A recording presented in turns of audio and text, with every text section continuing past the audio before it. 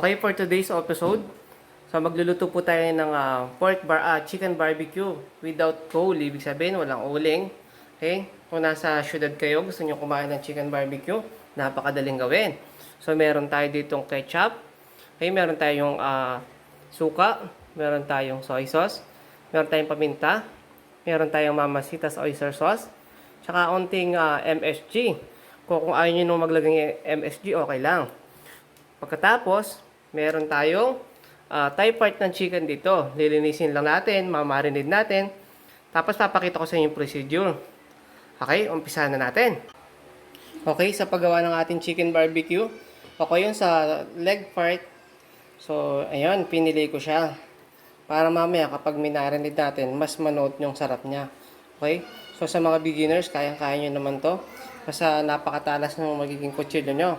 Okay, magmamarinate na tayo, okay?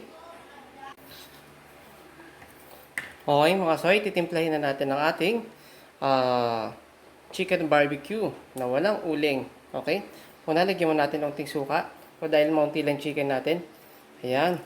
So, atin na lang itong tatansyahin. So, unting-unti lang talaga. Same time, yung ating soy sauce.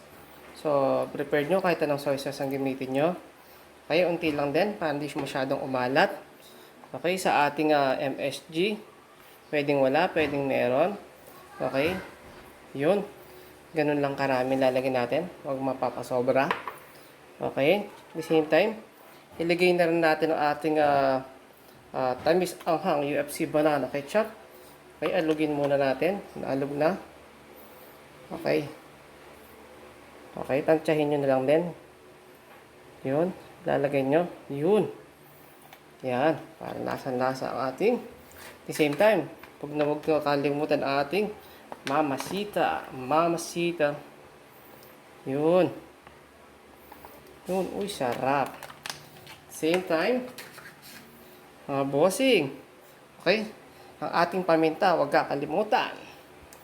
Okay, nasa sa inyo yung kung gusto niyo ng maraming paminta o maunti lang. Depende na ho yan sa panlasa nyo.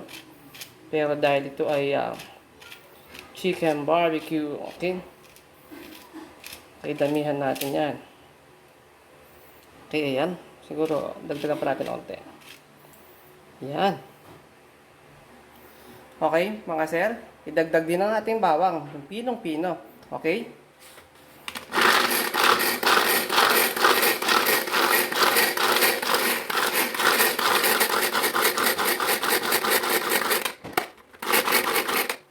Okay? So, ang pinaka-importante dyan, wag natin kakalimutan yung ating bawang. So, mas masarap dyan. Pinong-pino yan. Mga soy. Yan. Kapampangan style. Okay? So, yan. Hahaluin na po natin yan. Okay? Ganyan ang magiging resulta ng ating ito na yung magiging kulay po niya. Ayan. So, kahit hindi pa siya luto, mukha na siyang masarap. Ayan. Okay? So, ito pong ating yan, ito na magiging resulta niya ngayon. Paano siyang itsurang kusino. Okay? So, ating pong i-rest lang ang ating chicken barbecue ng 30 minutes. Ayan guys, takpan po muna natin. I-rest natin ito sa 30 minutes. Okay? Para mas manood, meron kang refrigerator. So, lagyan sa refrigerator. So, wala akong refrigerator nyo. So, dito muna yan. 30 minutes lang. Okay, hello soy. So, kapag na-marinate natin after 30 minutes, ito na yung pinakakalalabasan niya. Okay? Okay, mukha na siyang yummy. So, ngayon, magpapantay ng mantika. Pagkatapos, pipirituin natin siya. Okay? Doon natin makikita yung itsura ng barbecue. Okay? Okay? Paandar natin yung kalan natin, guys.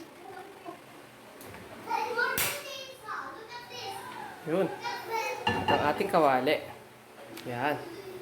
Okay, magpainit tayo ng mantika. Mga soy. Okay, pagkikan natin. Kaya natin ang lahat. Okay, nasa mainit yung mantika natin. Okay, natin yung bababos na. So, ilagay natin ang ating chicken barbecue.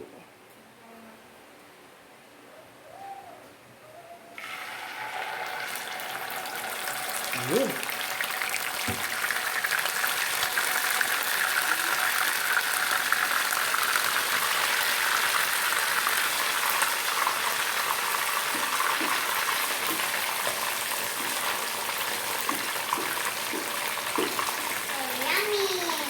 Ayan.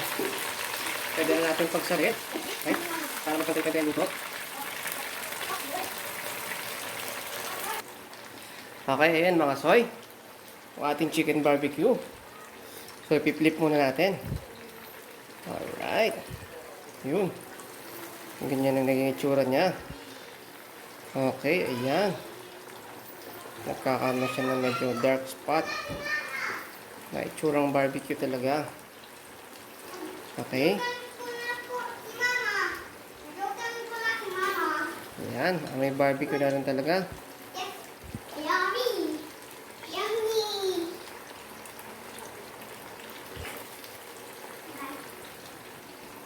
Okay. Medyo pa-dark pa natin ng konti para mukhang talaga siyang barbecue habang pinapalambot natin. Okay, mga soy. Tuloy-tuloy lang natin ang pagpiprito sa kanya hanggang sa makuha natin yung tamang texture, tamang itsura ng ating chicken barbecue. So, dito na lang natin siya palalambutin.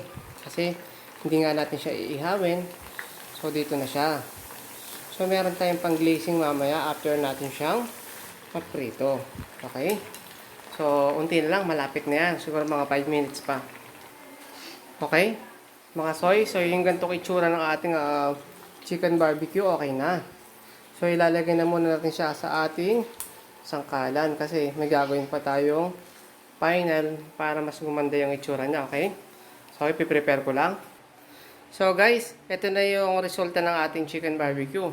Pwede na siyang kainin, pwede na siyang serve, pero meron pa tayong gagawin para mas masarap siya. So gagamitin natin siya ng blowtorch. Ayan. Okay? Paandarin natin blowtorch natin. Okay?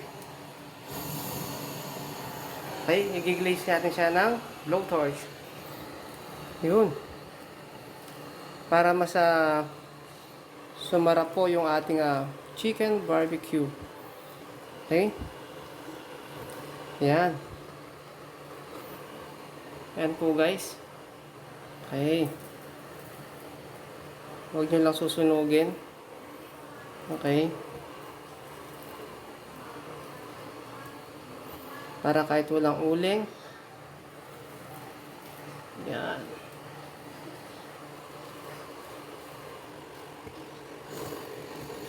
Ano? Ano guys? Okay, sa ganitong pamaraan. Okay. Sasarap. Yun, grabe ang amoy. Okay. Ikutin natin, guys. Para magpantay yung pagkaka... Ano ba guys?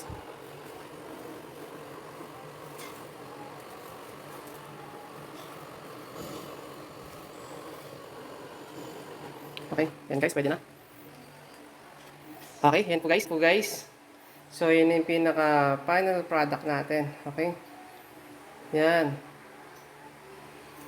Ganyan ang itsura ng ating chicken barbecue. Yan. Eto na. Luto na po ang ating chicken barbecue. Eto na siya. Ganyan ang pinaka-texture niya. Okay? Nagka-caramelize na po yung kanyang pinaka ketchup. Ay, ganyan na siya. So, alam nyo na ang gagawin.